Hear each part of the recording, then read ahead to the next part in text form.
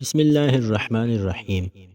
حسین ابن خارجہ بیان کرتے ہیں کہ جب پہلا فتنہ ہوا تو مجھ پر بہت مشکل بنی۔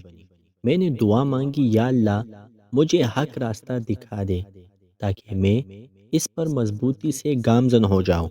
اب فرماتے ہیں مجھے دنیا اور آخرت دکھائی گئی، ان دونوں کے درمیان ایک دیوار تھی۔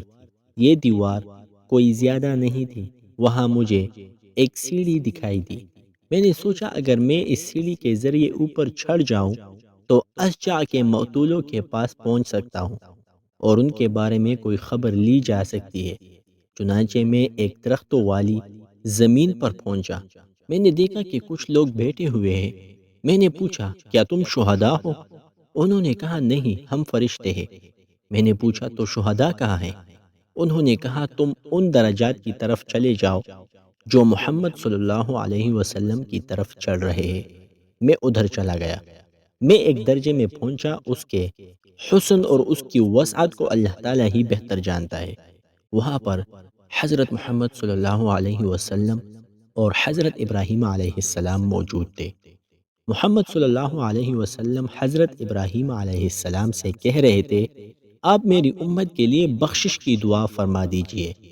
حضرت ابراہیم علیہ السلام نے حضور صلی اللہ علیہ وسلم سے کہا آپ کو معلوم نہیں انہوں نے آپ کے بعد کون کون سے کارنامے کیے ہیں؟ انہوں نے خون ریزیاں کی، اپنے اماموں کو شہید کیا، انہوں نے میرے دوست سعد کی طرح کیوں نہیں کیا؟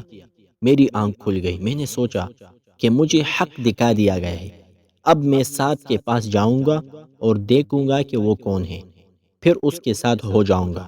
پھر میں سعد کے پاس گیا، ان کو اپنا خواب سنایا۔ خواب سن کر وہ بہت خوش ہوئے اور فرمایا وہ شخص بدبخت ہے ابراہیم علیہ السلام جس کے دوست نہیں ہے۔ میں نے پوچھا آپ کس جماعت سے تعلق رکھتے ہیں؟ انہوں نے فرمایا میں کسی بھی جماعت میں سے نہیں ہوں۔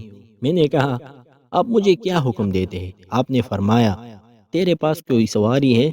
میں نے کہا نہیں۔ انہوں نے فرمایا ایک سواری خرید لے، اس پر سوار ہو کر کہیں دور چلا جا، جب تک کہ یہ فتنہ ختم نہیں ہو جاتا تب تک واپس نہ آنا۔